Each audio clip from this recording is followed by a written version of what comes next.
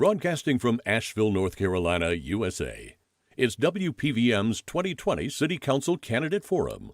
Tonight's moderator is Matt Henson, and there are 5 candidates in tonight's forum. In alphabetic order, the candidates are Sandra Kilbourne, Rich Lee, Kim Rony, Sage Turner, and Keith Young. Questions for the candidates have been selected based upon current issues that are facing our community. WPVM is honored to bring this forum to the community. As a non-commercial station, our mission is to inform and entertain our listeners.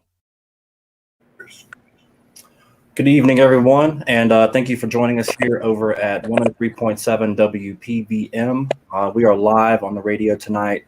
My name is Matt Henson, and I will be your moderator for this very special virtual Asheville City Council debate. So that everybody knows kind of what's going on, we're going to start with 2-minute opening statements from all the council-elects, and then we will move into a 5-question process where each council member getting 2 minutes to answer each of the 5 questions presented. Once that's done, we will go through closing statements from all the members, and then there'll be a short outro video. So I appreciate everyone joining us tonight via the radio, YouTube, or Facebook Live. So what we'll do is we'll get things kick-started with opening statements. We're going to start with Mr. Young, and we will give you the floor to begin. Right. I know folks are going to hear a lot tonight, so I won't take probably all of the 2 minutes, but a little bit of it. I want to say thank you for having this event, this forum tonight, and I appreciate everyone who put this on and those of you who are out there watching. I've been on City Council since 2015, and since I've been on council, I've had the privilege and the honor to work for you, the citizens of the city of Asheville, in a capacity where I believe we've done a lot of great work.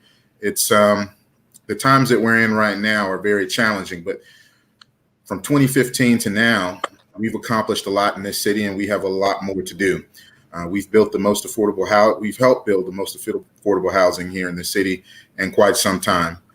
We've paved more roads and streets and built more sidewalks than any other time in our city's history. We've refurbished and revamped more parks than any other time in our city's history. We've had more infrastructure spending than any other time in our city's history. And we've attacked real critical social issues such as equity and inclusion and systemic racism in our city. I want to be able to continue to work for you. I want to be able to lean into some of these issues and be able to give it the care and the empathy that it deserves, to be a voice for not just people that look like me, but for folks who don't look like me. I represent everybody in this city, and I want to be able to do that moving forward as we face some of our city's most critical issues and how we develop and how we grow as a community together. And that is my goal, to make sure that everyone is at the table, that we are listening to everyone, and that we are growing the community in a way where everyone can succeed and thrive together.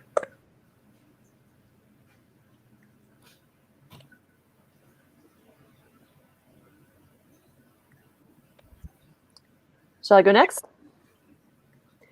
My name is Kim Rony. I'm a service industry worker, piano teacher, community radio producer, pedestrian, friend, and a neighbor, and I'm running for city council. I know from a personal level that so many people in Asheville are struggling to make ends meet on stagnant wages and fixed incomes as the cost of living rises, and while the tourism industry strains our natural resources and our infrastructure. We need a just transition through the COVID-19 pandemic, through climate change, systemic racism, and economic instability. But the work we need to do, we can't do alone. So I need you. We don't yet have enough people on council that are going to center the voices of the people and healing the planet.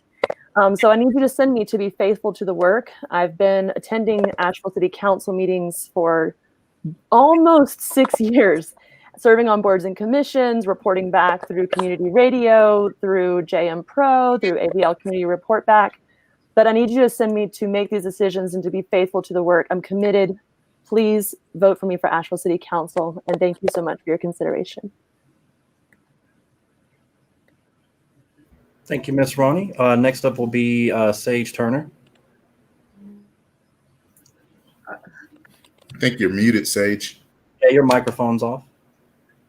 Oh, great. Thank you. Thank you for hosting us tonight. I hope the sound is coming through okay, and I appreciate you all pivoting in this virtual way. So my name is Sage Turner, and I am running for City Council because I believe we can take better care of each other and better care of our community and how we grow and how we all thrive. A little background about myself before we get into the issues. I lived in Asheville for 20 years and raised my family here. I am a recently empty nester. My son, my youngest, was a graduate of the class of 2020 in the middle of the start of the pandemic. My background is in finance and city planning. So I have a master's degree in city planning, and I currently am employed by the French Broad Food Co-op as their finance and project manager. And we have just kicked off our expansion, and I'll be managing that construction for several years. I have about 20 years of governance experience on various boards and commissions, whether they be nonprofit or business or government. I currently serve for the Asheville Downtown Association, which is an organization of businesses in downtown. I also serve on MANA Food Banks Board, which serves 16 counties, striving to end hunger in Western North Carolina. And both of those I serve for, still serving as their treasurer. For the city, I chair the city's Affordable Housing Committee and the Downtown Commission, and I have been on both of those boards for about 5 years. So every major project or hotel moratorium or housing development or affordable housing policy has somehow been at the tables that I'm also at. We have great community members working on these issues and moving them forward. And I'm thrilled to be part of that work. I so clearly care about affordable housing. The other platforms are education and environmental justice, and growing smart and strategically for the upcoming growth that we know we'll be facing in the next 20 years. And I am concerned about our fiscal sustainability and environmental sustainability and the combination of those two and the pivot that we need to make to really get Asheville going in the direction that we as a community have voiced. And thank you for having me tonight. Thank you, Ms. Turner. Next up, we have Mr. Lee. I'll give you the floor. Thank you. Thank you, WPVM, for putting on this event. My name is Rich Lee. I'm a 23-year Western North Carolina resident, Nashville resident. I am a returned Peace Corps volunteer, and my background is in volunteering, teaching, and community development, although right now I work as a financial advisor for the firm Edward Jones. I'm running for city council because I think the explosive growth of our region is outpacing the city's ability to plan proactively and to manage it. And so we're seeing growth that is benefiting a few industries or a few people, but also leaving many people behind. It's producing unequitable results. As somebody with a financial background, I'm concerned about the city's ability to keep planning for affordable housing and new greenways, new sidewalks, new parks, and transportation amenities. And so I want to bring that financial background and a background of a longtime resident who sees the community changing and cares. I'm a parent of 4 elementary age kids who are in Asheville City Schools. So I'm also concerned about the situation in the Asheville City Schools and in our city's role in directing that. I'll just add, since I want us to be able to get to the questions from the forum, that I have served as the chair of the city's Multimodal Transportation Commission, co-chair of the city's Greenway Committee, treasurer of the Buncombe County Democratic Party, Green Opportunities, and a number of other local organizations. Thank you. And I hope we'll have your vote before November 3rd. Thank you, Mr. Lee. And finally, we have Ms. Kilgore. I will give you the floor. Hi, everyone, and thank you so very much for putting this forum on. My name is Sandra Kilbourne, and I'm actually a native of Asheville. However, I've only been here back home since 2012. I went to Asheville High School, UNCA, and I left here in 1976 to go fly for the airlines. But anyway, what I wanted to say is this. On my return home in 2012, it was like Asheville had changed so much. It wasn't the place I remember leaving. And because of that reason, I stepped out and I started doing things, working in the community, helping people with home foreclosure prevention and anything I could do to help, because people needed help and there was nowhere for them to get it. I started working with the Arthur Eddington Center. We were able to secure the Arthur Eddington Center for the neighborhood. And it's been an epic educational center for the South Side area. And the reason I ran for city council is because Asheville is not the place I remember growing up. I remember when people used to work together and take care of each other. I remember when people took care of the children in the community just like they were their own. And now all of a sudden it seems so divided. And when I say divided, I'm not talking about just the racial divide. I'm talking about the divide among the community. And that was something that I wanted to base my campaign on. I wanted to base my campaign on uniting the whole community and working together because we're stronger together. That was the reason why I'm running. And I tell people that right now I do have my own real estate company that I run, but let me give you a little background from where I came from. I was born and raised in a home 700 square feet with 6 kids and 2 parents. I remember getting food baskets left on my doorstep. I remember my father telling the children, eat today and don't worry about tomorrow. This is how I grew up. And what I want to let people know is working hard with the citizens. I'm sorry. But working hard and working together, then we can all thrive because I'm an example. Thank you. All right, thank you. That's the opening statements. We're going to now transition into the questions that we're going to be presenting tonight. So we will put the first one up, and then we will get rolling. So let's have that first question. All right, Kimberly Archie, the city's first equity and inclusion manager, resigned in August, citing a false appearance of support that was never backed by action by the department heads. According to the AVL Watchdog interview with Ms. Archie, she said those departments included transportation, water, and public works, and described the public works staff as, paraphrased, intolerant. What do you think elected officials should do to encourage, enforce, and educate tolerance in the city's workplaces? First person we have to answer this question will be Mrs. Turner, and I will hand the floor over to you.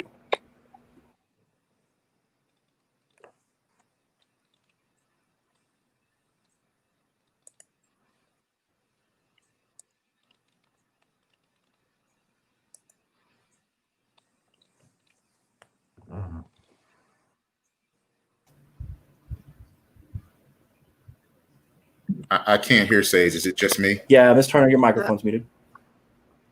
It shouldn't be. Can you hear me? Yeah, we can hear you now. If you want to start over, that's fine. We can hear you. Okay, thank you. Let's see, I'll start over. So I think what's happened is unfortunate. I recently read the article in the AVL Watchdog. I'm disappointed to learn of Ms. Archie's departure. Having worked with her on a couple initiatives, I thought she was an incredible asset to the city. So I think as an elected official, we have oversight of 3 positions, one of which is the city manager. So we have to hold the city manager accountable to what's happened in this situation and learn more about this disconnect. It sounded like Ms. Archie had attempting to discuss issues with the city manager, was experiencing ongoing problems with a couple of departments, and her concerns were never ratified or heard. It's not okay. So as elected officials, we have to hold our employee, Ms. accountable for that. I also think we've made some good initiatives in the last 3 years, and we need to remind ourselves that a culture shift at the level that we need is expansive, and it's going to last more than one person and more than one role and more than one era.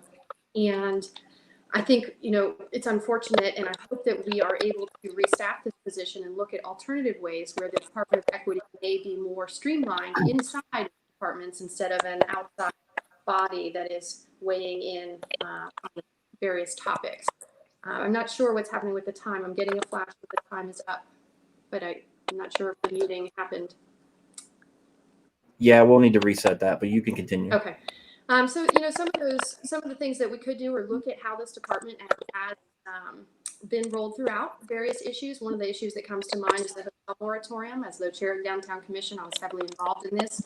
And when we reviewed the overlay district, which is when we put different maps out and said this is where hotels may or may not be allowed, I was very curious to hear from the Department of Equity and Inclusion how they felt about these new zones on the map. In the history of Asheville and other cities, we have actually redlined and zoned certain areas that had economical impacts on the community. And seemed like a pivotal thing. So I'm looking forward to learning more about issues and how the department itself can be more universal in its approach and more responsive to particular issues as they come up. In that particular case, I would have liked to have seen a report from that department on their perception of how this impact from the new zoning impacted the rest of the neighborhoods and communities around it. Thank you. Okay, thank you. And next up, we'll have Mrs. Rony. I'll give you the floor. Thank you for asking this question. I'm really sad and embarrassed that as taxpayers, as a community, that we've allowed systems of oppression and inequity to persist in City Hall. Because this situation isn't just about this time, it's about all of us together as a community. Now, when we get down to the specifics of the Equity and Inclusion Office, I heard the word tolerance used, and tolerance is certainly not enough. We need equity and inclusion all of the time. We need an equity lens on our budget planning and policies. And unfortunately, we have not had enough people on City Council to hold our top level staff accountable to that equity happening. And we've seen this as an outcome. So what we need to be doing is we need enough people on City Council who are going to take the responsibility to do very extensive peer reviews with outcomes, and not just like peer reviews, but of the staff. Doing staff reviews is not fun. I've done them before at a corporate level, but it is an opportunity to high five and celebrate the work that's being done well. And then if something isn't getting done, then we have a responsibility to ask, did I not give you the resources or the authority to get the work done? Or is it simply just not going to happen? Because it's possible that you're not the right person for the job. And we all have a role to play in this community. But it's my opinion, and I've seen it in City Hall, watching for years in the audience and participating on boards and commission, that the work isn't getting done efficiently. And we don't yet have enough transparency. And we don't yet have enough accountability.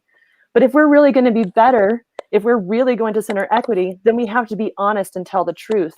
And I think what we're seeing with Ms. Archie leaving is that it was too much for any one person. So we need more people to come to the table, to ask our City Council to hold our top level staff accountable, to do an equity audit of our city planning, budget, policies. I think participatory budgeting can be part of that.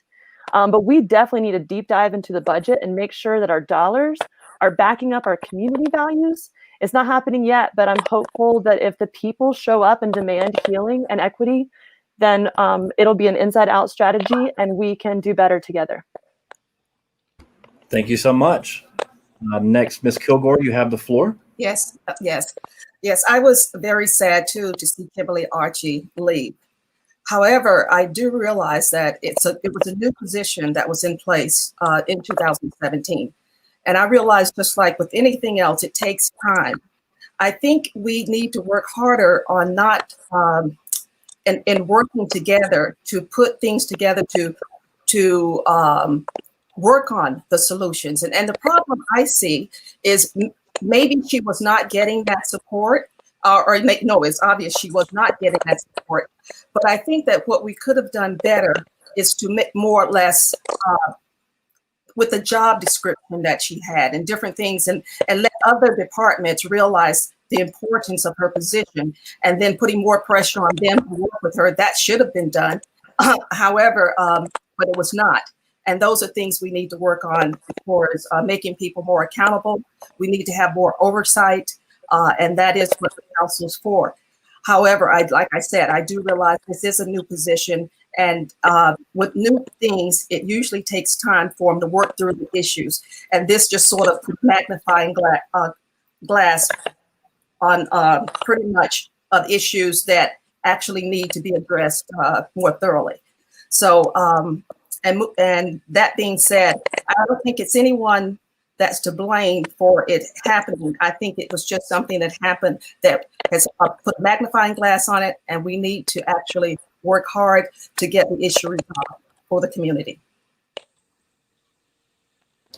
All right, thank you, Mrs. Kilbourne. Next up, we have Mr. Lee. I will give you the floor. Thank you. Thank you for this question. So I haven't had a chance to talk to Kimberly or the equity inclusion staff since this change happened. And I hope to be able to soon and get more perspective than what was in the Asheville Watchdog article. My experience with the Equity and Inclusion Department has been positive aspects and negative aspects, but I think thinking about them and thinking about specifically about projects that Kim and I worked on in along with the Transportation Department, then we had what I experienced was the equity and inclusion input coming late in a process that tended to roll up investment and roll up a kind of emotional investment and momentum. And if anything, what I'd like to see as a council member is the equity and inclusion participation and lens very early in planning processes, so we don't get far into something and start to get feedback from equity and inclusion that changes our course.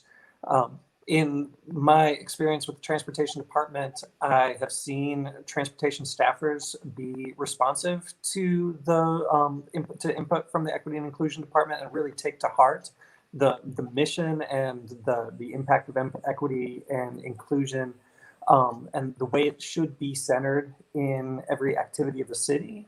And I've seen areas where projects where there was more friction. And so I'm eager to find out more of what's happening, what needs to happen there, and ways to make it function better as a role of the city, whether it's staffers inside departments that are participating in processes from the start, or a beefed up outside departments like we have now.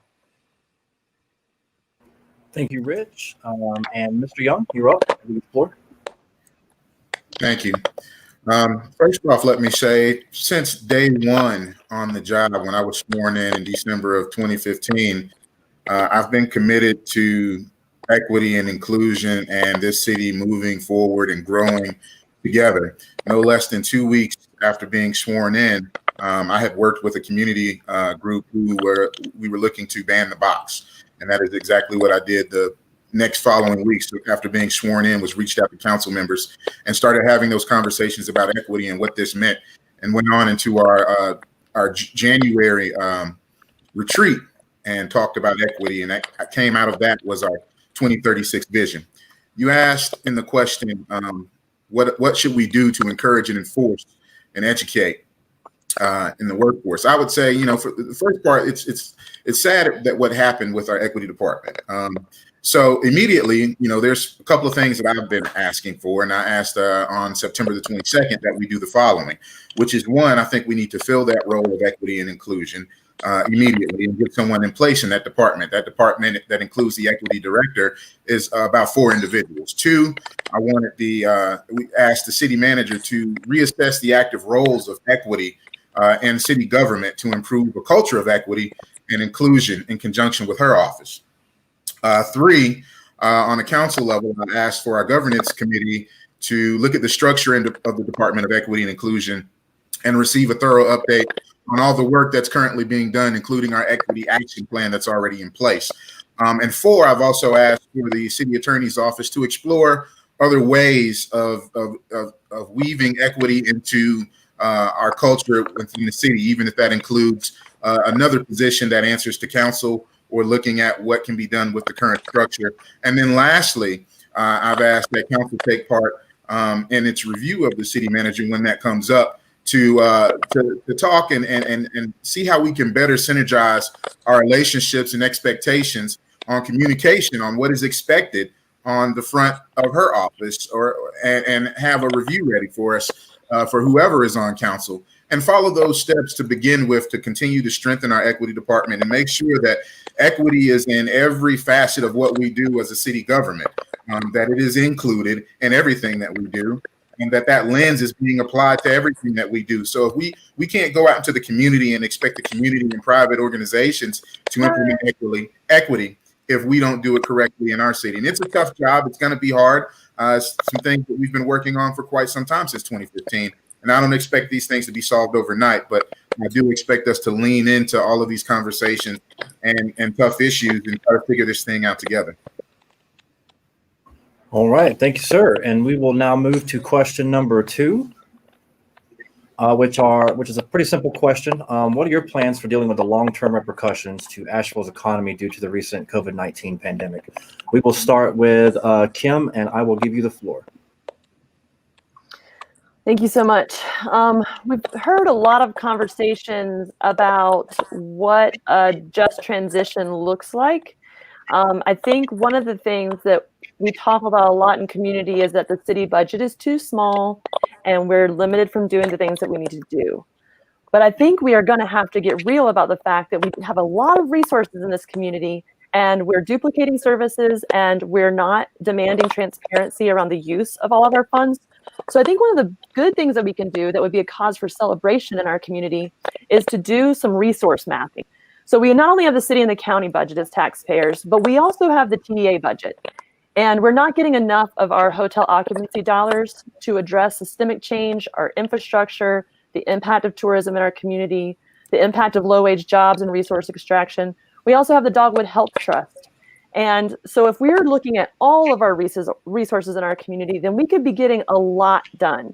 I realize for like everyday working class folks like myself, poor folks, compassionate folks, it seems daunting to think about like all the things you have to do in a day just to survive, make ends meet, meet the needs of your family and your neighbors, doing mutual aid, to think about trying to hold on to the tasks and responsibility of all these different resource pools. That's why we send representatives to elected office to hold these groups accountable. But it's not anything that any one person can do by themselves. So we are going to have to make sure we maintain core city services like we've done before during the recession. We're going to have to make sure that housing and access through transit and that people's daily basic needs are met. But we can do this together. We just need to coordinate our efforts and we need to demand transparency around our budget planning and policies. Thank you, Kim. We will hand it off to Keith now. The floor is yours. Sure. So the question is, it's on the screen here, I can see, what are the plans for dealing with long-term repercussions to Asheville's economy due to the pandemic? I think right now, some of the projections that we're getting as a city, there was a lot of thought that it would adversely affect our budget. And so right now we are receiving a great deal of funds from the federal government to supplement some of the spending that we've had to do during the pandemic thus far. So we're covered on that end. And then our fund balance is looking to project at a normal pace of about between 17 to 18%, I believe, which is a pretty healthy fund balance to have. So what happens now moving forward? How do we deal with the long-term repercussions? I think immediately, you have to look at small business here. There was a question in another forum that we had about a week ago that I talked about this, and we have to strengthen up our small businesses to begin with. It takes a lot of work to open a new business, and you've got to arrange financing, you've got to find locations, suppliers, hire workers, and basically, during this pandemic, if a business declares bankruptcy and shuts down during the pandemic, that whole process has to start again. And it's going to take time, it's going to take money, and that's going to produce a slower recovery. So in addition to, once our economy really opens back up, businesses are probably going to be fearful that, a resurgence of corona or something else may happen to slow it down. And those businesses might be less likely to invest in equipment, research and development, and that affects our long-term growth. So also, aside from the businesses, we have to take care of our lost human capital, which is the workers for these businesses, and try to diversify, what comes in as new businesses. But for the workers who lost their jobs, the relationship between workers and businesses is very valuable. So we've got employers and workers who would typically spend a lot of time, we've got to help them find a good match. Workers have to acquire firm-specific skills and knowledge, and we've got to figure out how to match those workers that are out of the job market to businesses that are opening back up. And once those firms open back up, to replace these individuals in high-paying jobs. And that's not a role that we do as a city, but it's something that we can help facilitate through our work with the chamber, through other organizations around our community. We just partnered with the chamber on an inclusive hiring partner program that connects people and families facing significant employment barriers with better career opportunities and high demand industries. So that's one way that we can help with the long-term detriment of our economy right now. But I think, and this is a big thing, I think we're going to be on a better track than we believe we will moving forward based on the projections we're getting from our staff. All right, thank you, sir. Next we have Rich, and I will give you the floor. Yeah, thank you for this. So I think the biggest part of dealing with the long-term repercussions is to deal with the short-term repercussions and triage the damage that's being done right now. Because Asheville is on the verge of losing potentially thousands of families that live here when the eviction ban expires at the end of the year. Asheville is losing irreplaceable small businesses and artists, independent craftspeople, and the institutions and businesses that create the culture that is such a big part of the value of what we have here. And so one of the things we've seen just on the news prior to this interview starting is that federal help is not, and stimulus is not likely to come until after the election. State stimulus and support may not come until it is too late to save many independent restaurants and stores and businesses that are teetering on the edge here in our community. So we have to preserve those, because if we lose them, there is no getting them back the same way that they have. It'll be more openings for chain businesses, for national businesses, and for a generally older and wider population to fill back into the area, especially as people flee climate change in other areas of the country. So the city and county need to be the leader of this, and they need to release those balance funds to the maximum safe extent possible. And then once we are through that, we need to look on expanding our portfolio of businesses away from tourism and filling areas like technology, healthcare, small manufacturing, and the kinds of businesses that have already proved to be recession resilient here, and that can employ our workforce that we have here with sustaining career track jobs. Thank you. Thank you, Rich. Sage, you now have the floor. Your microphone's off. I'm so sorry. New platform. Thank you for asking this question. To me, this is an all hands on deck time, and we don't have the time to wait to take action. So for me personally, as soon as COVID hit, I have great relationships with lots of small businesses in downtown.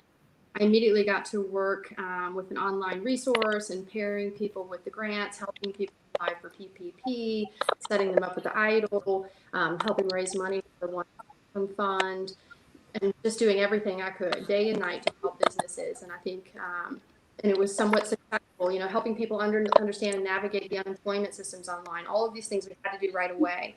But we're going to need greater solutions. I heard someone mention the risk of all this locked space and the incoming people, and that is what we're at. We are seeing restaurants fail. We are seeing commercial and retail shops close, and the risk of other people coming in, buying up those spaces is very high right now. We need a slow process, though. We do not need to rush and reopen like we're seeing throughout the nation, this push to just pretend COVID has gone away. We still need to protect our community. Our rates of COVID are actually spiking again.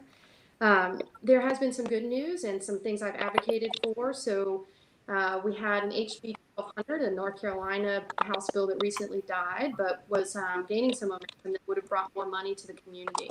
And when the CARES Act did drop some money into Asheville, we first got $615,000. We dedicated $200,000 of it to preventing houselessness via partnership with PISGA or Homeward Bound, and another $200,000 to help with rental assistance via a partnership with PISGA Legal. We have recently had another $900,000 come in from the CARES Act. It is currently going under review for how to divvy that up, and I think we need it for helping people maintain houses and in their businesses, and offsetting mortgages if needed because of the rental. They allow the rent to go unpaid. I do think there is some interesting things about the tourism tax that need to be noticed. If you've been paying attention, we have done 5 days of advertising since March 15th, And yet occupancy is up in the 70th percentile for weekends and in the high 50s, low 60s for the weekdays. And this tells me that we don't need to spend $19 million advertising Asheville anymore. And what the CVB did with that $5 million in investing in local businesses to help them sustain through COVID is a great model forward. Thank you. Sorry. All right, thank you, Sage. Sandra, you have the floor. Yes. Okay. The first plan the city needs to put in place is to ensure that we can put measures in place to control the virus. Because basically, if the virus is not the economy and what's happening with the people in the community, the reason why it's the virus. The virus is the root. And until we get that under control, then our economy will suffer. So basically, I think the first thing they need to do is ensure that we have programs in place to mitigate and destroy the growth of the coronavirus. Because once those measures are put in place that lowers the coronavirus threat, then people will feel comfortable. People will go out to restaurants and they will support the businesses. And pretty much the people will come out. And pretty much when people come out, then the economy will basically grow. As far as the people that are going to be suffering as far as rents and things like that, so different programs, I know that Sage will thrive, and these programs are going to be very important, and we need to make sure that they're can actually put out there to help the community stay afloat. Small businesses are suffering and will be suffering greatly. So I think they're the ones that actually need a lot of support. So I think that we need to actually set up strategic plans for going out and speaking and talking to the people in the small business arena and sort of figuring out what their needs are and what we can do to make them sustainable. Because with their growth, then the economy will grow. And pretty much, and I think we could pretty much take care of ourselves. As far as the city council and the budget, of course, all essential services and things like that should be covered first. But any additional monies, rather than be put in frivolous or not frivolous things that we don't need right now, we need to make sure that that money is going to growing our economy. Okay, thank you everyone for that. We'll move on to question number 3. The Reparations Initiative in Asheville recently made national headlines. What does a decision by City Council mean to you, and how would you oversee this Reparations Initiative? We'll start with Sandra, and I will give you the floor. Oh, I was very happy to see, and I was very proud of City Council for taking the initiative to vote the need for reparations as part of our agenda. Reparations, and the thing is with reparations, people look at it in 2 different ways. I look at it as a way for the city to actually acknowledge that there is a need to make right some of the things that's been happening to many people in the community of color. And by acknowledging that, then what has happened, that is the first step. So I'm really happy with that. And now it takes time for us now to actually develop plans in order to actually get the best impact from it. And I think what has happened, I've noticed in the city, because of this reparation uprise or whatever, I've noticed that plenty of large companies and people want to know what can they do to help. I'm a broker with the real estate board of realtors. I'm a member of the political action committee for the board of realtors. And the one thing they came to me and said, Sandra, how can we help? And that's what it's going to take, a lot of people helping. So I think in light of what's happened here with it, I basically think that it was a very good movement, and I think that I will make sure that I do all I can to get as many companies involved as possible to make sure that it helps the community. All right, thank you, Sandra. Next we have Keith, and I will give you the floor. Thank you. As many of you probably already know, unless you've been under a rock, I was the council member who introduced our reparations resolution. And, I've said this time and time again, there's this concept in America that's called the American dream, that we basically all have the same opportunity to generate the kind of wealth that establishes true meaning to the words life, liberty, and the pursuit of happiness. And even though, through those words, Black Americans haven't had that opportunity. We have a storied past in this country and a history that continues to haunt us basically to this day through policies and procedures that hinder our unabated opportunity that everyone wants. So based on that history and those current systemics enters reparations, as we talked about earlier tonight, equity and inclusion. What does it mean to me? It means all of those things, acknowledging our past and also acknowledging the fact that systemic racism and oppression has definitely been built into the systems that we all live and work in.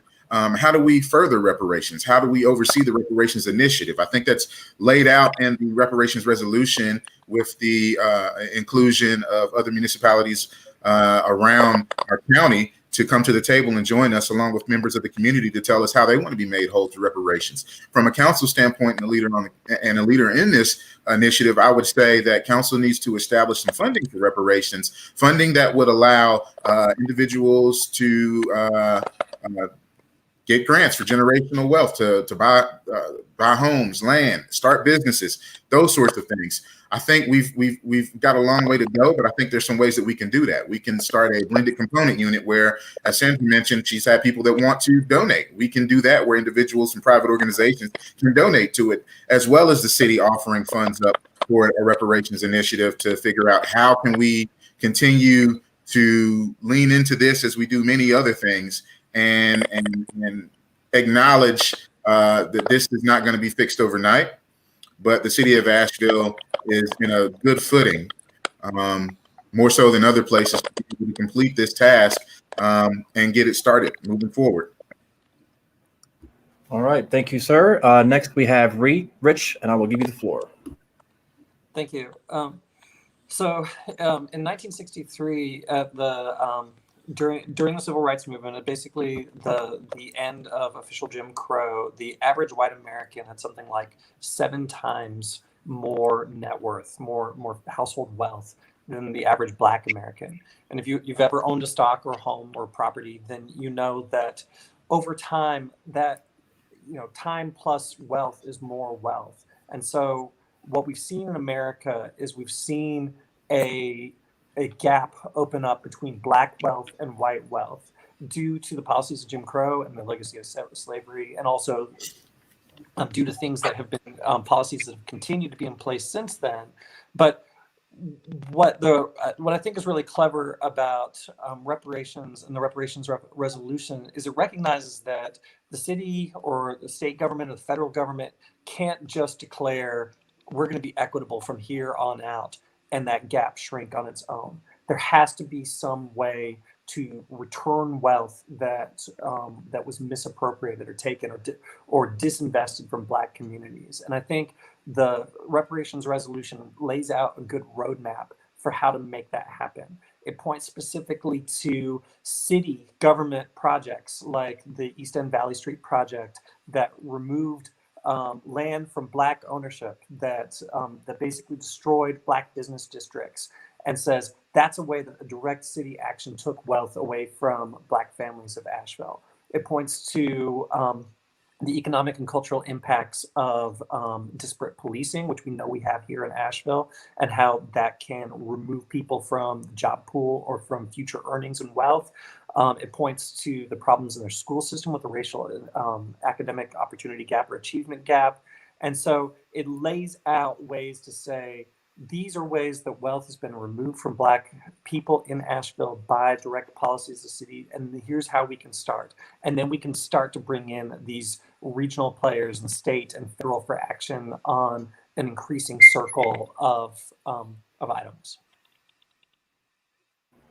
All right, thank you, Rich. Next we have Sage. I will give you the floor.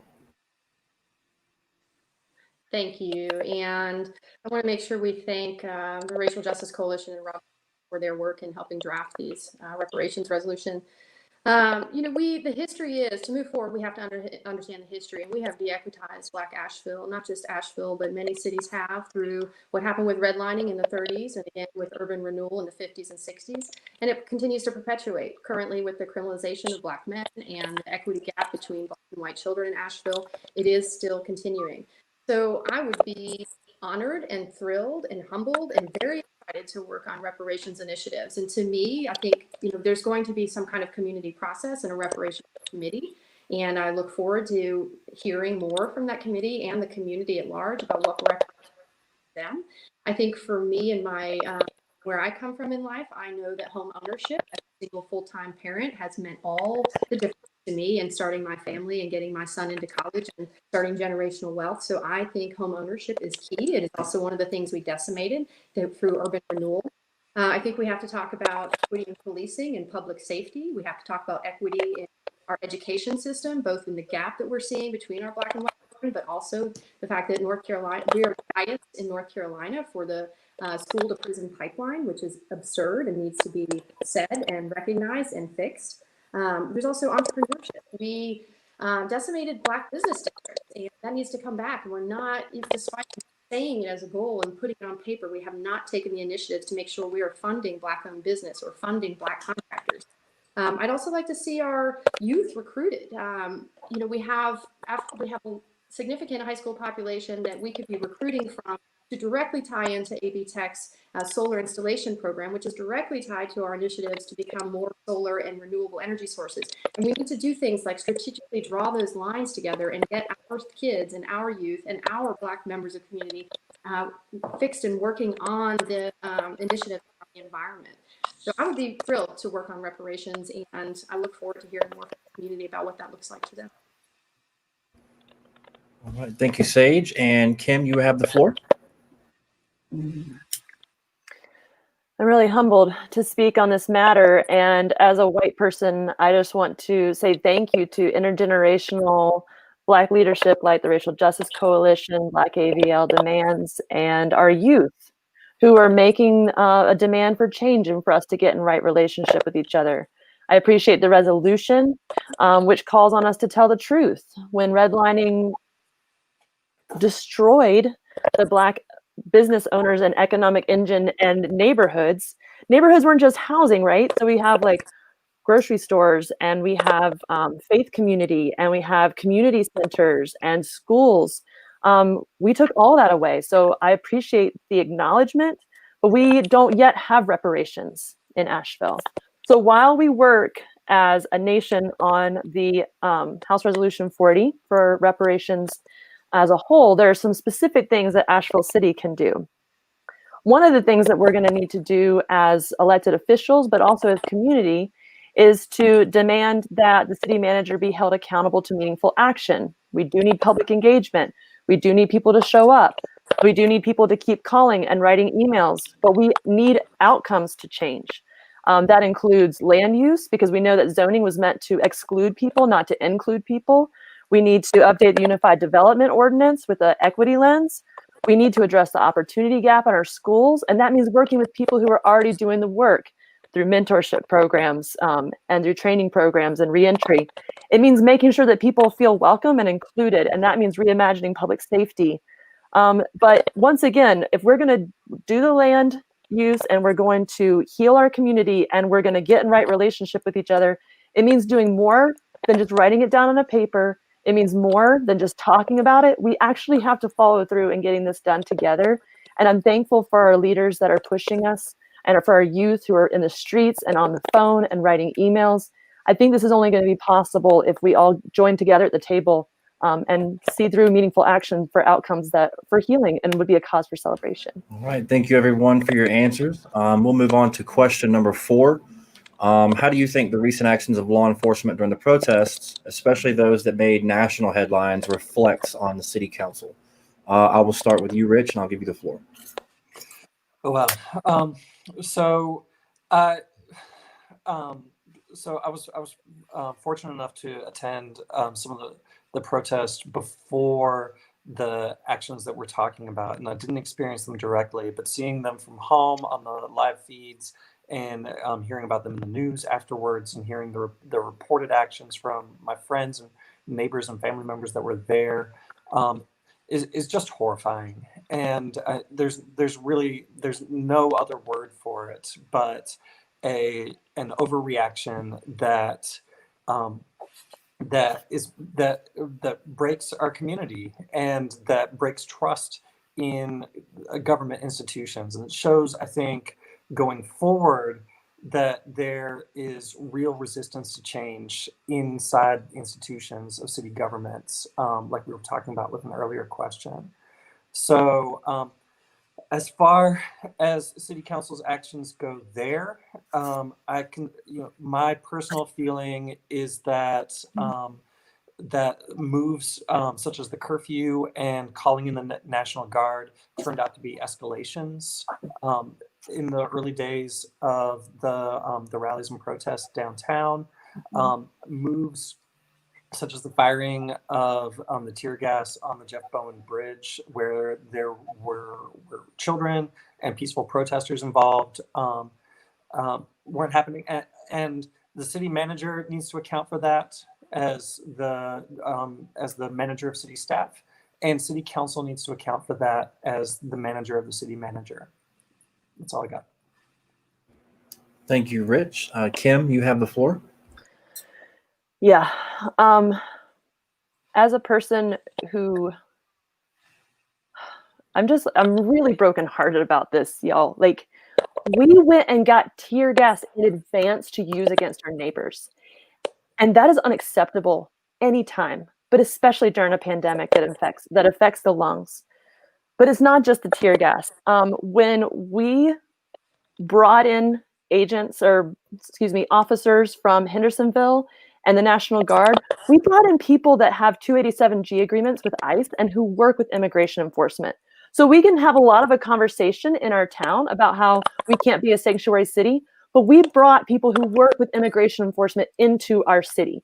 That is a problem. That's a problem that belongs to all of us.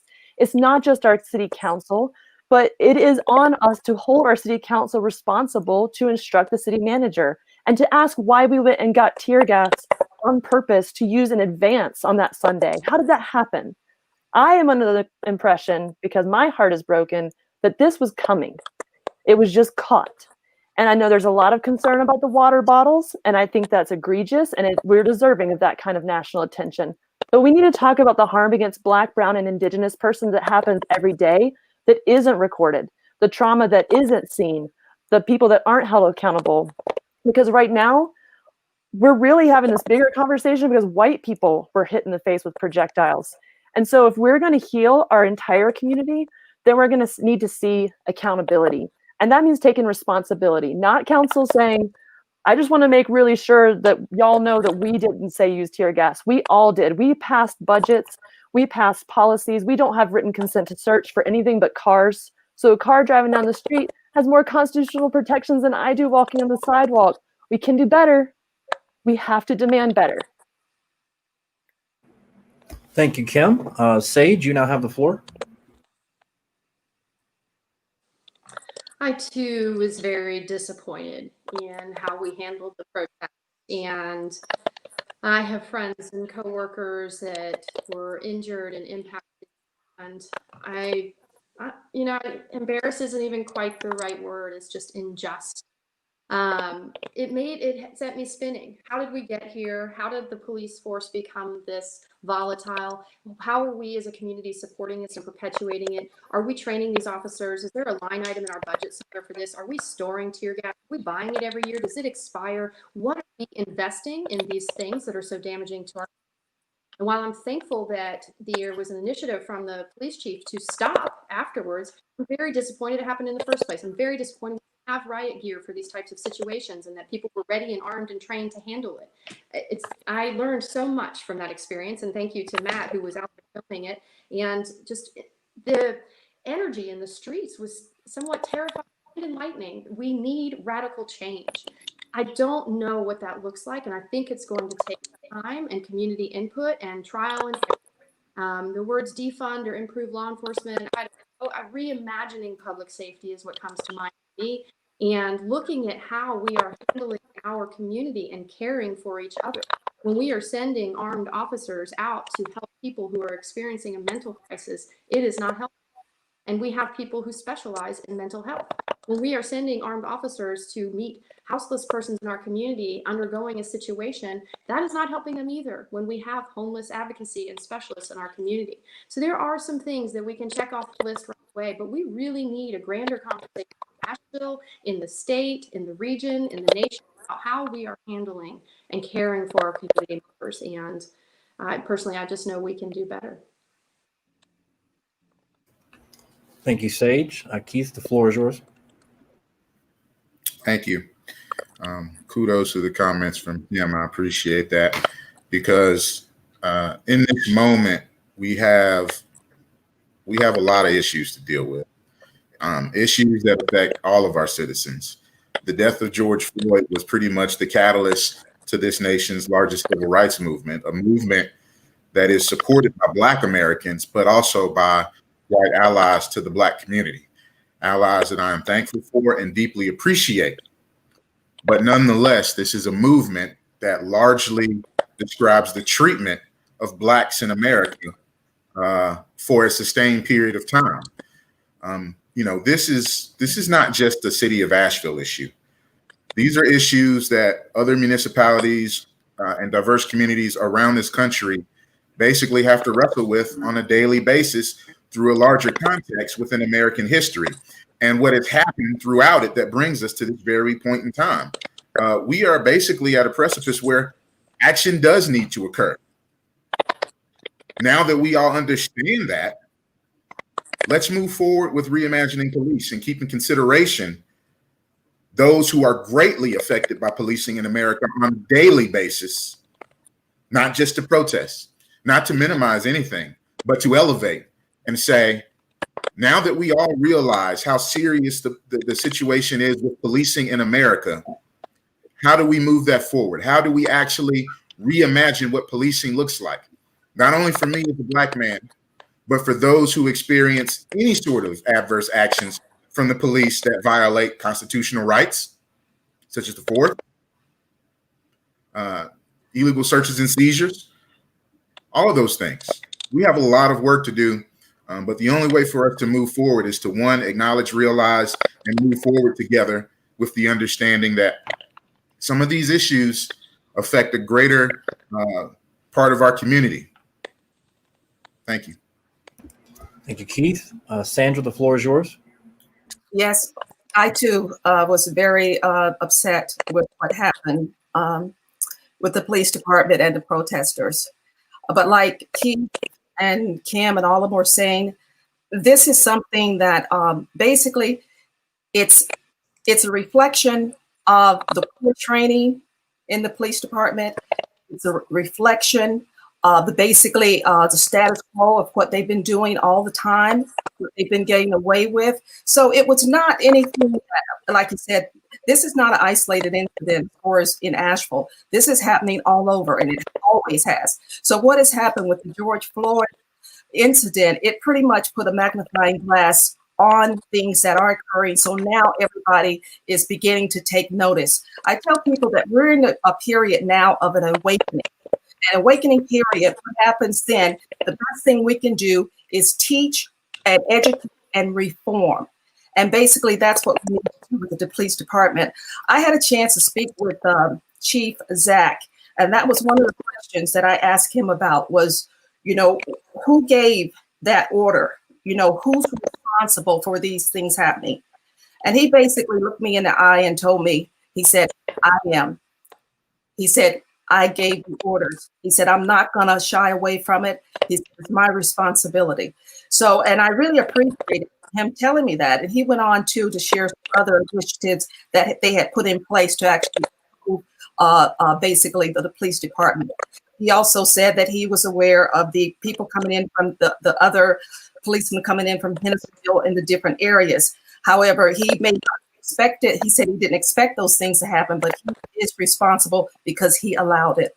And I think that's the first thing we have to do. When people start being accountable for things they do, then we can make the changes that we need to make. And that's with everybody. Thank you all very much for your input on that. We'll move to question 5. This will be our last question. Lack of oversight appears to be a common theme through issues like equity, law enforcement, some of the other things we've discussed. How would you work towards improving that oversight in the city government? We will start with Rich, and I will give you the floor. All right, I get to go first again. So this is something that is actually, if you go look at my website right now, there's 3 pillars of what I want, why I want to run as a city council member. The third of those is that we need transparency and we need to rebuild trust in government. And what I say in that section is that without a transparent government that's trusted by the people and that's reaching out and hearing everybody, none of the other stuff that we try to do is going to get very far. And I think that's what we're seeing when we see the city council react in belated and haphazard ways to crisis after crisis. And so transparency is my default mode. It is it's why I founded Asheville's biggest politics discussion group on Facebook. It's why I'm a person that fields questions, sometimes, dozens a week from community members who are just looking for straight and credible information on an issue that they're facing on their street or their block or their neighborhood.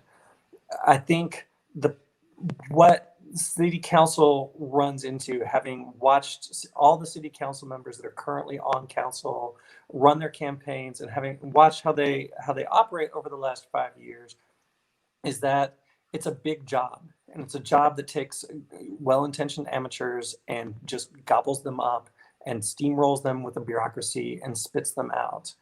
I think what I bring that makes me the person that you want in that role is that I've been on the side of the neighborhood and the street and the community group advocating for a specific action against the city.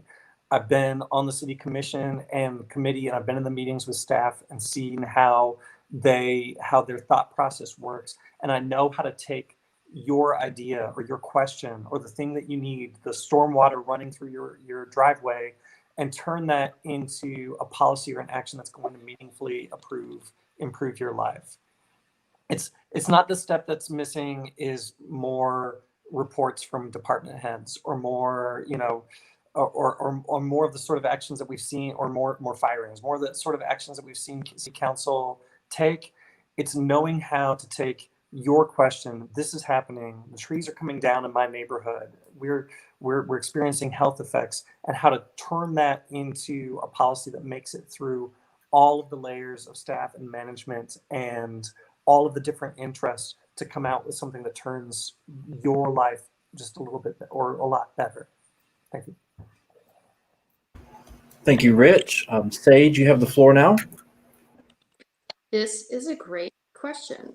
Bravo. So I appreciate it because I love questions. So this answer is interesting, but I think questions matter. I ask a lot of questions. I'm on a lot of boards and committees and chair a lot of things, and I ask a lot of questions. So if you've engaged with me in any kind of leadership capacity, you're probably aware that I have a lot of questions. And I think this is something that seems to be lacking. And I don't know if it's just the pace at which we go through council meetings or what. Often I'm left with so many more questions despite the issue having gone through the process already. So I think we need to improve this. And one of the tools that has helped actually has been a byproduct of COVID, which is this idea that we're now having all of our meetings virtual and shared. So this was something that, like Sunshine Request, has been working on and providing a service that we had been trying to get done in all these meetings and is now suddenly available. It's going to increase participation and access, be able to help educate the community on various issues. Accountability is hard. When I first started running for office, they sent us an email and said, hey, if you have a question, you reach out to the city manager's assistant and we'll respond with the answer to all of the candidates. And I thought, okay, well, can you send me the whole budget? Because I assumed that what we were seeing, that there had to be so much more. Like this 4-page budget amendment that was recently passed. I do budgeting for a living and I thought it was bizarre. Certainly there would be more information. So we have to get really honed in on what we're allowing our community to partake in, and all of the information, all of the transparency, all the access that needs to happen to make sure that the community members are fully informed and have the opportunity to ask the questions and the space to do so when it comes up. I also think that Asheville is quite remarkable in a lot of ways, but one of which is that we are trying to be everything all the time. And we want to lead on every issue. We want to address every issue. And sometimes I'm worried that we're overwhelming ourselves. And just like the rest of us, individual lives and businesses, you can't do everything all the time and do it well. So if we are trying to focus and trying to hone in on access and accountability, then it should be one of our 5 top things. And not have 30 top things, which sometimes it seems like we do. Yeah, I think I'll stop. Excuse me, I think I'll stop. Okay, thank you, Sage. Keith, you have the floor. See, a lack of oversight appears to be a common theme through issues like equity, law enforcement, etc. How would you work toward improving that oversight in city government? I think the way to improve oversight in the city government is to have a council and members on council that are willing to ask the questions, that are willing to say, we need some answers, willing to push the envelope and not just accept, what's coming to us from staff. I think Rich made a good point, which I would agree with, which is, bureaucracy does tend to take good-minded, hearted individuals and chew them up and spit them out in a way that you can't possibly imagine. And there has to be an ability for individuals that come on council to be able to say, we're going to ask the questions that sometimes folks don't want us to ask. We're going to ask them not only behind the scenes, but we're going to ask them in public as well. And we're going to hold everybody accountable for that oversight, transparency, and everything else.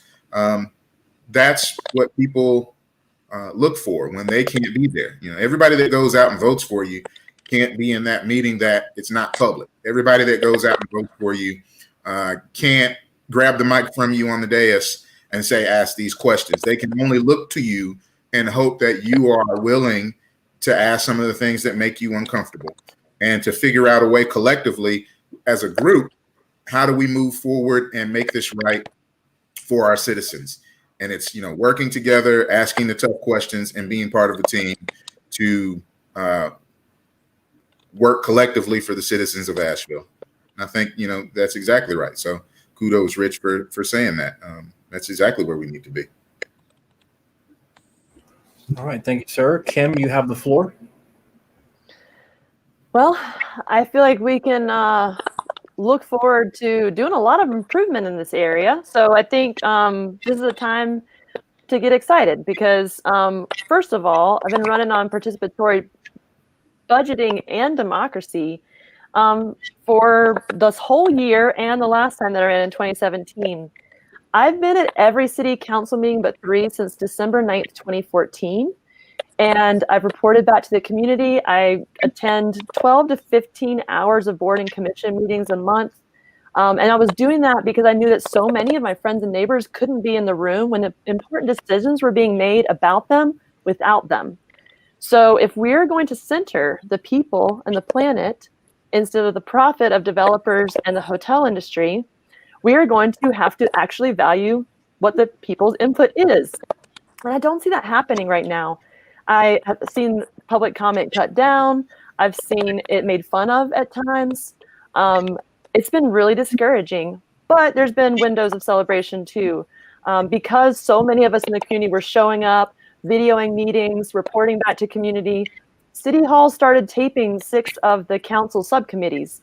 And all of a sudden, those meetings were more accessible because people could watch from home, they could watch later on their own time, and not wait a whole entire month for those minutes to come out.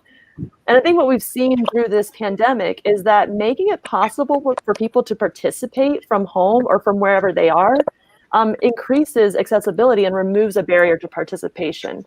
So I think that's one of the things that we do need to take forward. It's one of the things that we've been considering for a long time when we think about the barriers to participation. But I also want us to think about who's being excluded and why. With participatory budgeting, people get to make real decisions on the spending. It's like anything you can build in your neighborhood and your community. Greensboro, North Carolina is doing it. Durham's already doing it. If you need a sidewalk, the community comes together. Whatever gets the most votes in the community, starting at age 14, so our youth can join us in this process and start engaging in the democratic process and decision making, and take credit and ownership of those the work that's being done. Then that is getting done. And the infrastructure that's getting done in Greensboro and Durham are a lot of the things that I see that our community needs. So it's a way to show that people's voice matters, and it's a way for us to practice centering the voice of the people and showing up and really valuing it at the same time. As far as what it could mean for overall oversight, this really does come back to having people who are committed to being faithful in the work and diligent to make sure that the people's voice is elevated, that we demand healing is our focus, equity is our demand, and resiliency is our goal for our shared success. Thank you, Kim. Sandra, the floor is now yours.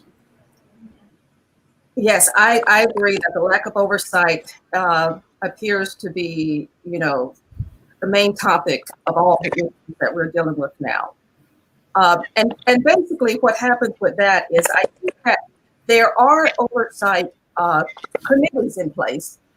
It's plenty of oversight committees. It's just that they're not doing their job. What happens, I think that basically with the bureaucracy, how people work, sort of you take care of me, I take care of you, that type of thing is very prevalent in the city. I've seen it. And I've also seen, as far as situations, is the squeaky wheel. As like I said, Asheville's got a lot of issues. And I found out that the squeaky wheels are the ones that get the oil. Not the one that's most needed or necessary. It's the squeaky, the ones that get the loudest voice. And I think what we need to do is sit back and look and start simplifying issues. Simplifying basically like as far as budget issues and things like that, so the people can actually understand what is going on. And then if you simplify it, and then you prioritize different things that are important, like Kim was saying about letting people vote on what they think or feel like is more important to get done, I think we could definitely see some change. What I was basically concerned with is we do a lot of talking in the city. I've never heard so many discussions and surveys and but no action. And that's the reason my campaign was based on solutions plus actions with results. And the reason I said that is because people need to see the results. People need to see and feel the changes. Otherwise, it's all useless. And that's what I'm basically about. I think that my campaign, what I would do is make sure I get out there and find out what the needs are that the people want, and make sure that they can see those changes and they can feel those changes. And I think that's what's needed. And one thing about me is this: I tell people I have been on every side of the road of pretty much everybody. I know what it's like to have nothing. I know what it's like to have everything I want, and I know what it's like to lose it all, and I know what it's like to build it back. And that's what I'm doing now, and that's what I would bring to the city: knowledge and experience. And I could garner on those experiences to do things that the community need. And that's why I'm running for city council, because I think that I definitely can bridge the gap of communication that the city so much deserves. Thank you. Thank you all so much for your time and thought in those questions. We really do appreciate it. What we're going to do now is we're going to move into the closing statements. Everybody will get 3 minutes. We're going to start with Sage. So I will give you the floor. Again, you guys have 3 minutes to make your closing statements, and I will step away. Thank you, Matt. So again, for those of you who are listening on the radio, not necessarily tuned into video, I am Sage and have lived in Asheville for 20 years. You've heard us talk a lot about some important issues in the community tonight, and I just want to express that I'm committed to this community.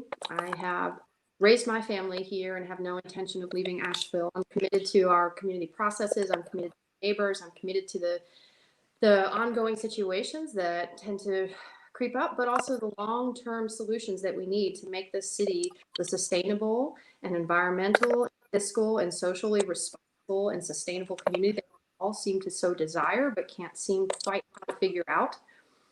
I don't think it's easy to share a lot of information about these various positions in a 2-minute answer. So I want to encourage everyone to go to my website, which is sageforasheville.com. And I've put a lot of time and effort into this because of the pandemic and the limited way that we've been able to meet and discuss things with each other. So there's a lot of information on positions. There's a lot of videos.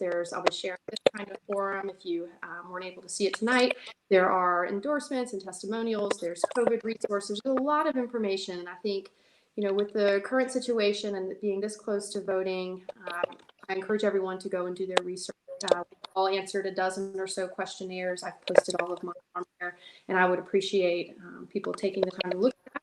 There's also an ask and answer portion where you can reach me directly. You can also email me at sageforasheville@gmail.com, and I will do my best to get back to you.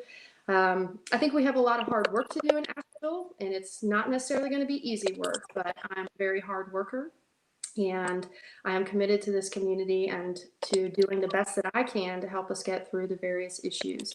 And I need your support. So we have about 9 days until early voting. Early voting kicks off on the 15th and runs through the 31st. And voting day is November 3rd. So it's crunch time. And I would like your support. I need your vote. I would like for you to consider volunteering and contributing to not just me, but all the candidates that you support here tonight. And I appreciate your time. I appreciate WPVM for making time for this forum and for hosting it virtually, and Matt for your moderation.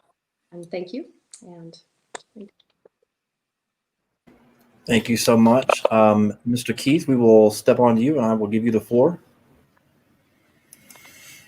If you weren't here in 2015 to vote for me and you're wondering who Keith Byrne is, I'm a deputy clerk of Superior Court.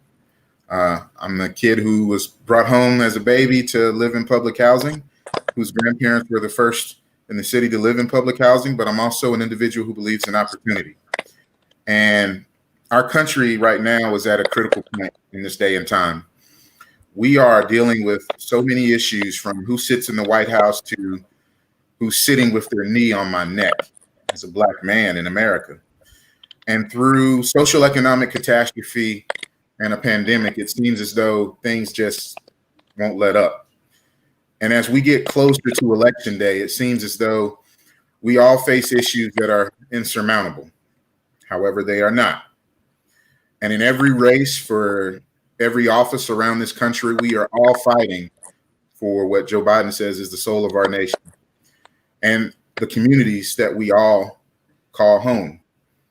It is imperative that we elect individuals who stand for what's right, individuals who are willing to speak truth, individuals who are willing to listen, and individuals who are willing to show leadership. We are at a moment where we need each other. We need our communities to be strong, all of our communities, the ones that organize and the ones that don't, because this election isn't about who has the best plan on paper. It's about who has the courage to bring us all together and the ability to bridge the gap between bureaucracy and the many communities that we are supposed to serve, so that we can all thrive together, so that we can live together, so that we can grow together. Asheville is going through a tremendous period of not only dealing with all of our socioeconomic issues, but economics as well. And we need small businesses. We need them to thrive. We need our buses to run. We need our people paid. We need our police. And we all need to be a community of one.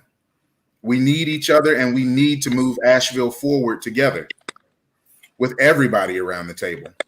I'm already leaning into all of our critical issues and approaching them with what I hope anybody who comes on council would approach them with, and that's empathy, compassion, poise, and a duty to serve our entire community. I've been on the job. I've been doing the work. I've been able to bring a much needed perspective to the table in this city that hasn't been voiced in the way it has in the past. And that perspective is important. And it's helped change the trajectory of this city in a really meaningful way. I want to continue to amplify your voices and your concerns and work for the improvement of all of our communities, our collective community, which is Asheville. And so I hope you'll give me your vote and allow me to continue to do the work and to continue to amplify your voice so that we can all move Asheville forward together. Thanks. All right, thank you, Keith. Next, we have Kim. I will give you the floor. So once again, my name is Kim Rony. I'm a piano teacher, service industry worker, community radio producer, and friend and neighbor. I rely on public transit. I walk and I ride my bike, so I know that we need improvement of infrastructure. Before the COVID-19 pandemic hit, I had the opportunity while canvassing to knock on the door of the house where my great-grandmother lived in Kenilworth. She was 9 years old when women got the right to vote, but not yet everyone had the right to vote. I spoke with my great-great-aunt Faye about what it meant to live here in Asheville during the Great Depression. And right around the corner from where they lived, one of my piano students lives now. And so I hear my students talking about how Asheville has no love for them, but they're going to have to leave when they get old enough because there's no affordable housing. Their parents are struggling to make it here. There's not jobs that pay well. So one of the reasons I'm running is I see that we have an opportunity, a choice to make together because we're woven together and we need each other. Are we going to maintain the status quo? I don't think we should. It was hurting each other. It wasn't working.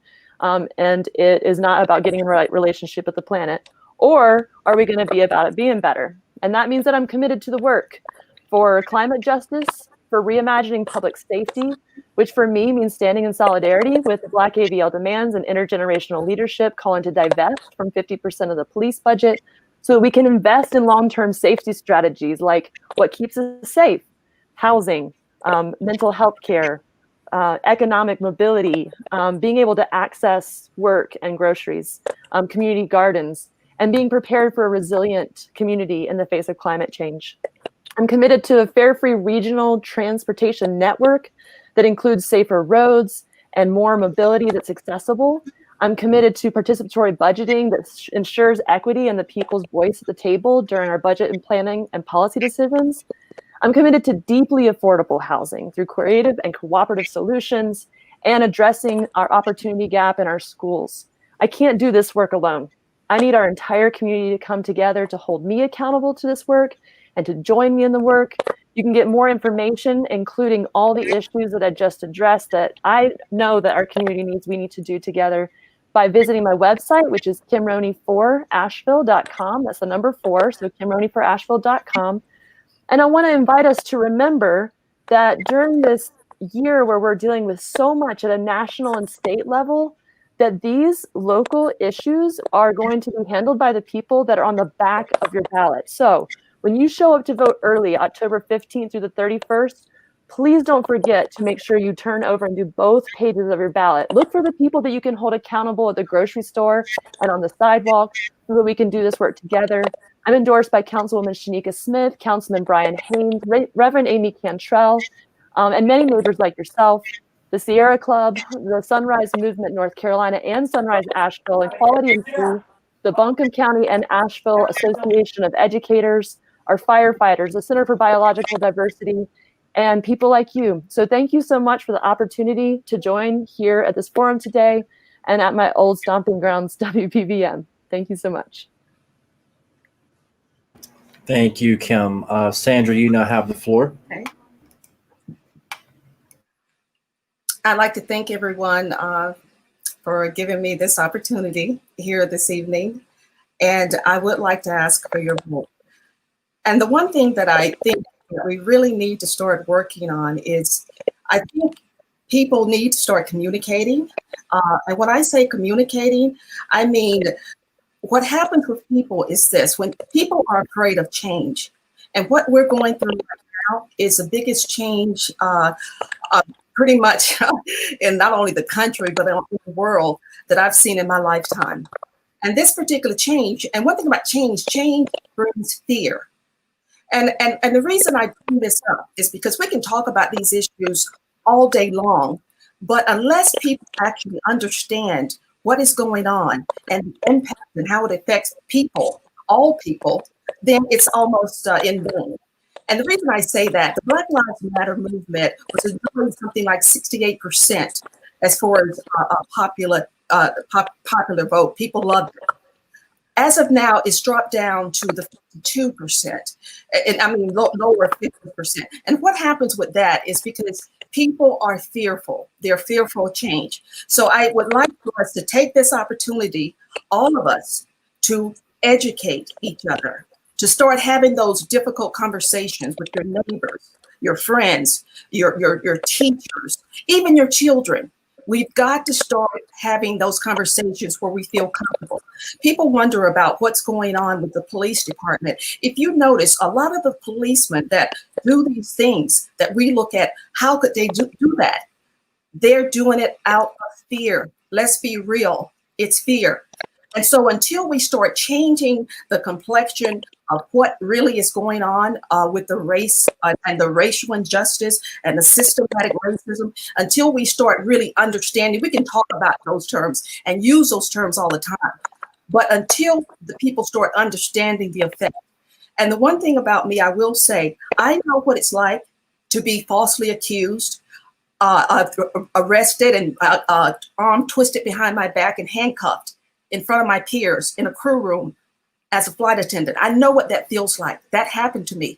And you know what my crime was? My crime was past due parking tickets that were never even due. Now, and the reason I tell you these things, we need to start sharing our experiences so people can understand. It's not us just beating a drum and talking about racial injustice and all these different things. Pretty much everyone I'm talking to, people that I talk to, they've experienced these same issues that I have and many more. So I think that the main thing we need to do in the city, in the community, is start uniting, coming together, having those difficult conversations. Once we have those difficult conversations, then we can start moving toward solutions because people will begin to understand. So I tell people all the time, we are in the awakening period, and from the awakening period, we will move on to the Renaissance, which is the rebirth of a new community together. Thank you, Sandra. Rich, you now have the floor, sir. Yeah, I'm sorry for having to step away. Somebody just broke in the front window of my office and was trying to come in. So, oh, wow. Yeah, so I'm gonna have to cut this short. No worries. You know, I look at this field and the field of people that ran in the primary, and you know, obviously we're drawing more and more talented and qualified people to each one of these elections. And so when I made the decision to run for city council again, I really spent a long time thinking about what do I offer that the city needs right now. And I found, after I thought about it for a long time, that my answer really wasn't that different from what it was when I made the decision the first time 15 years ago. No, I'm sorry, 5 years ago. The city is changing. The qualities that we've known and loved over, you know, however long we've been here are changing. And I'm not sure that they persist through the next decade. The city that supported me as a teenager and a guy in my 20s working in retail, but living a life that I enjoyed with my, you know, and participating in arts and culture and the vibrancy of the community is changing. The people that are arriving here or coming out of school in their teens or their 20s now aren't having the opportunities that we have. And without intentional and quick action, without deliberate haste is the phrase that I keep using, without intelligence and passion, love and smarts, I'm really not sure how we manage that. And we're used to hearing that elections are critical times, but I'm really not sure without the people in place who have both the experience and the passion and can lead the community, that can bring the leadership to take the community through these crises, some of which are unexpected, but some of which have been visible and festering for, with all due respect to current city council, through all the terms of city council that I have followed since I first became aware of local politics. In my business, we say that we don't know what the crisis is going to be, but we know that there's going to be a crisis, and we're seeing that happen now. The the brakes that have been off the vehicle as far as the explosion of the tourism economy in Asheville we're starting to notice them as we get into the hairpin turns. And that's something that just has to be addressed now. I look at my kids, and they're my goal and my moral guidance for all of this. And they want to be inventors and computer programmers and archaeologists and pet trainers. And I don't know how to tell them that those careers don't exist in a way that will support them here in Asheville, except to tell them that they don't exist yet, but we're going to get there. And I ended my first speech I ever made as a city council member with a phrase that sticks with me, and that's that we at the end of the day, all of this, everything that we've proposed here, comes down to a spreadsheet and a vote.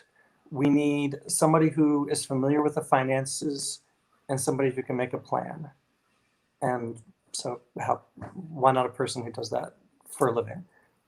Anyways, thank you again for everybody for putting on this forum. And thank you for everybody who's watching and engaging. Thank you to the thousands and thousands of Asheville residents who've already voted. Please go get your vote out as soon as possible. And I look forward to having your support, and reach out to me if you have questions. Thank you. Thank you so much for that, Rich. Well, that will conclude tonight's Asheville City Council debate, hosted here at 103.7 WPVM. With that, we're going to sign off. We have a short video we're going to play before the end. Again, we appreciate everybody joining us via radio and live stream. And thank you again, City Council-elects, for joining us tonight. We wish you all the best, and we will start that video now. Thanks for our coordinator behind the Thank you scenes. for listening to WPVM's Asheville City Council Candidate Forum. WPVM is a listener-supported community station. We are required to be non-commercial. Instead, we're supported by donations and underwriters. We bring to the listener timely forums like tonight, local and national news, stories of community business and nonprofits, and hours of local and regional music. To do this, we need financial support, so please make a donation to support the station by going to WPVMFM.org and click the donate button.